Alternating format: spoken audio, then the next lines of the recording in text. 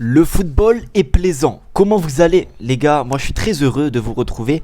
Il fait très chaud, encore une fois une intro où je dis qu'il fait chaud mais je dois faire au moins 32 dans la pièce, j'ai même pas de ventilo, je l'ai pas pris. Bref, très content et heureux de vous retrouver parce qu'aujourd'hui on va parler actualité. Et j'ai attendu de faire une vidéo actualité parce que je savais que cette semaine, la semaine dernière, les choses allaient avancer. Donc je me suis dit je vais laisser un petit peu passer pour ensuite vous donner des vraies infos. Info numéro 1. Les gars, Ansu Fati est parti, ça y est, il a signé à Monaco. D'ailleurs, Monaco au passage auront une sacrée équipe et je comprends le projet d'Ansu Fati. Vu l'équipe, c'est très intéressant. Donc il est parti du côté de Monaco, il portera le numéro 31 il me semble, c'est ce que j'ai vu.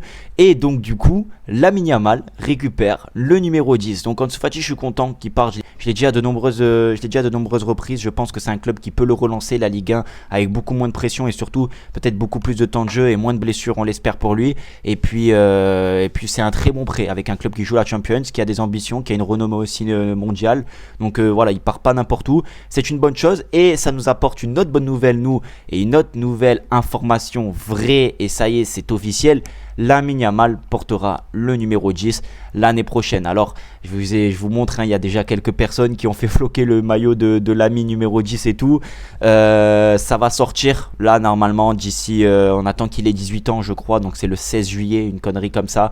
Et Lamine Yamal aura le numéro 10 dans le dos pour la saison prochaine. À 18 ans, Lamine Yamal récupère le fameux maillot numéro 10 iconique avec des Romario, des Rivaldo, Ronaldinho, Lionel Messi qui sont passés par là et j'en passe, encore des légendes. Bref, c'est quand même un numéro historique, un numéro où il faut assumer et il faut quand même avoir des performances sur le terrain parce que les ventes des maillots, le monde qui vient au stade juste pour voir Yamal numéro 10, il va y en avoir plein. Donc il va falloir assumer, mais j'ai pas de doute. Et pourquoi je pense que même si 18 ans c'est jeune et je pense que Lamine Yamal aura déjà la maturité pour l'avoir parce que déjà il a une renommée internationale. Alors peut-être vous allez me dire oui mais Ansu Fati aussi il était connu, c'est pas pareil. On peut pas me comparer aujourd'hui le Ansu Fati 2021 ou 2022 et le Lamine Yamal aujourd'hui 2025, c'est incomparable. On a un Lamine Yamal qui a déjà gagné des trophées, que ce soit avec l'Espagne, avec le Barça, qui a marqué des buts, qui a staté énormément, qui a une renommée internationale, qui est top 3, top 4 ballon d'or de sûr cette saison à 17 ans. C'est pas la même chose. Donc le fait d'avoir une renommée internationale, t'as peut-être un petit peu plus de pression sur les épaules, mais échouer me paraît quand même assez compliqué. C'est mon avis. Moi, je pense que plus tu es connu, plus tu as de chances de rebondir et de performer parce que on va avoir les yeux sur toi, parce qu'on va te montrer, on va te mettre plus en valeur, parce qu'on va te faire jouer plus, etc. Bref, c'est mon avis. Je pense que vous avez vu et compris là où je veux en venir. Mais déjà, le fait qu'il ait une renommée internationale va le mettre dans de bonnes conditions. Et puis, il a le mérite de l'avoir sans aucun doute. Ça fait depuis 2 ans qu'il fait des grosses saisons. Cette saison est encore même magnifique et moi je trouve que l'attente pour avoir le numéro 10, attendre que Ansu Fati parte, son ami parte pour ne pas lui dire hey, moi j'ai 17 ans mais je fais une grosse saison, je te prends le numéro 10, vas-y pars et je te prends ensuite le numéro 10 dès que t'es parti. Je trouve que c'est quand même assez classe de la part de Lamine Yamal et fait preuve de beaucoup de respect et ça montre l'union qu'ils ont entre, que ces jeunes joueurs ont entre eux et ça me fait vraiment plaisir. Donc Lamine Yamal numéro 10, je suis assez hypé et j'espère que ça va le faire. L'autre information, le fameux transfert Nico Williams, ça avance pas. Voilà, au moins c'est dit, ça avance pas. Ça me fatigue, voilà, je vous dis la vérité, ça me fatigue parce que déjà l'année dernière c'était la même chose, la même histoire. Est-ce qu'on aura l'argent? Est-ce qu'il va signer? Est-ce qu'on va le payer? Est-ce qu'il va être inscrit? Ça me fatigue. Voilà, moi je suis fatigué de cet état espagnol, de tes bases, de leurs histoires de 1 pour 1, de tu peux être inscrit mais il faut vendre. C'est fatigant en fait, c'est fatigant, on ne peut pas vivre et on ne peut pas recruter tranquillement. Bon, alors après je m'y connais pas grand chose moi, 1 pour 1 en tout et tout. J'ai des connaissances mais pas hyper poussées par rapport à ce sujet. D'ailleurs je veux pas le connaître parce que c'est des histoires d'argent, c'est des histoires de papier, de conneries pas possibles. T'as d'un côté le PSG qui recrute sans cesse en Ligue 1, ils ont rien du tout. Dès que Lyon ou un autre club commence à recruter, il y a bref, vous m'avez compris, mais ce que je veux dire c'est que le 2 poids 2 mesures en fait il est toujours pareil, j'ai l'impression, c'est mon impression, même si je pense qu'il y a des vraies réponses à ce que je suis en train de vous dire et que si le Barça ne peut pas recruter, ne peut pas inscrire et tout, c'est qu'il y a des raisons, mais ça me fatigue en fait, ça me fatigue, c'est-à-dire que bien sûr tu vas pas faire 10 recrues à 100 millions d'euros, là bien sûr on se pose des questions, mais si c'est une recrue par saison saison à 50-60 millions d'euros, bah, c'est bon, au bout d'un moment, c'est fatigant. Je vous dis la vérité, là, c'est mon ressenti qui me fatigue.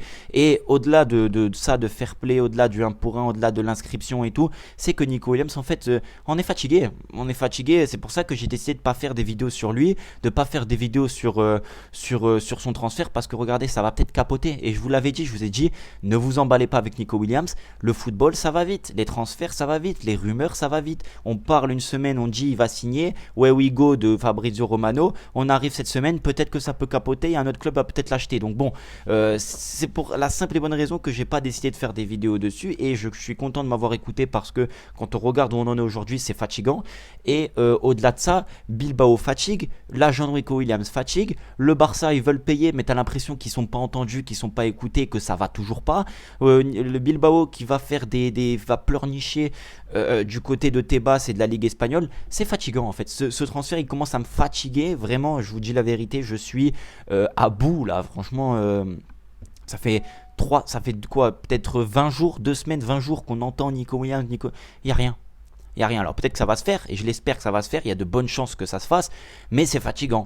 Un coup oui, un coup non, donc bon, j'ai décidé de tirer un trait moi sur ce transfert. S'il vient, c'est bien, s'il vient pas, tant pis. Voilà, point barre, je ne vais pas plus pleurer que ça. Je suis tellement habitué, que ce soit avec le Barça, des transferts qui ont capoté, ou que ce soit avec Nice, où il y a des rumeurs, et au final il n'y a jamais rien, que j'ai décidé sur les transferts de lâcher prise et de plus me concentrer sur les joueurs qui sont déjà là, plutôt que des joueurs qui ne sont pas encore là.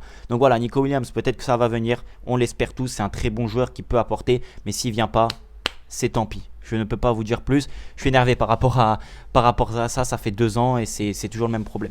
Quatrième information, le nouveau maillot du Barça est sorti. Ça y est, le maillot du Barça domicile est sorti aujourd'hui, mardi. Je le trouve très joli. Dites-moi vous ce que vous en pensez. Franchement, je le trouve très sympa, avec un vrai style identitaire catalan et surtout de la ville de Barcelone. Alors, le maillot qu'on a eu la saison dernière, il était très joli, il rappelait l'année 2009, surtout quand on avait gagné cette Ligue des Champions face à Manchester, avec ce beau but de Eto'o d'ailleurs en première mi-temps, et de Messi aussi. Mais ouais, ce maillot, je le trouve très joli, il change et on revient un petit peu aux bases et aux 2 bandes très historiques. Aux bandes historiques, et le rouge et le bleu il est très joli, et au-delà de ça vraiment il renvoie une vraie force, et moi j'aime bien quand les maillots ont un caractère, et ce maillot a du caractère, et j'ai dit il est frais, pur et surtout identitaire, il montre beaucoup de choses, et on sait que le Barça il tente beaucoup, par rapport au maillot. Alors on a d'un côté le Real Madrid, l'Atlético ou les autres clubs, à Tottenham par exemple, c'est toujours le même maillot. Le Barça a toujours fait des efforts, a toujours pris des risques, et continue à prendre des risques, ça paye ou ça paye pas, mais cette saison franchement je le trouve très joli. Donc dites-moi ce que vous en pensez. On attend le maillot extérieur et le 3e maillot, même si on a déjà eu des leaks, on attend officiellement.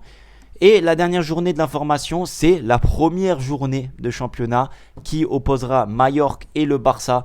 C'est intéressant de se déplacer pour la première rencontre. De toute façon, on va se déplacer pendant les 3-4 premières rencontres, il me semble, avant qu'on attaque au Camp Nou. Ça, c'est ce qui avait été dit, je ne sais pas si ça a changé ou pas. En tout cas, on commence à l'extérieur à Majorque. Ça sera pas un match facile, parce que Majorque va vouloir bien commencer sur un Barça qui sera peut-être pas lancé complètement. Il va falloir faire le taf, et dans tous les cas on sera favori, mais il faut assumer. Et à Majorque c'est jamais facile, ça reste un derby. Je sais pas s'ils se sont renforcés Majorque, mais ça sera pas un match hyper simple. Il va falloir faire le taf. Et les classicos aussi sont sortis. Donc vu que le calendrier est sorti, les classicos sont sortis. Le premier classico aura lieu le 26 octobre 2025. Donc ça sera quand même assez tôt dans la saison. Je crois que ça sera la 8e ou 9e journée, 7 ou 8e journée, j'ai pas trop vu, mais bon, ça sera dans ces alentours, c'est très bien, début de saison, on commencera à avoir déjà un petit peu des informations, voilà, des réponses sur le style de jeu officiel et affirmé du Barça, même si on le connaît, mais à voir si certaines choses vont changer.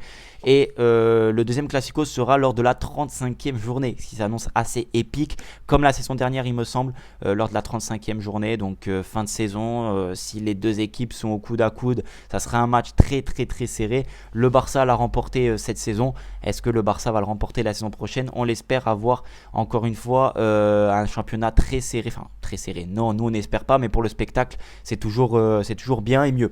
Voilà, je pense que j'ai fait le tour sur toutes les informations. Vous les avez déjà peut-être vues, mais je voulais vous donner mon avis et vous en faire part aussi. Dites-moi vous ce que vous en pensez par rapport à tout ça. Surtout par rapport au nouveau maillot. J'attends votre commentaire et dites-moi votre avis. Voilà, tout simplement. Prenez soin de vous et de votre famille. Il y a une autre vidéo qui arrive ce soir, cet après-midi ou demain. Je sais pas encore. On va voir. Je vais la tourner après et vous allez kiffer la vidéo. Prenez soin de vous et de votre famille. Ciao.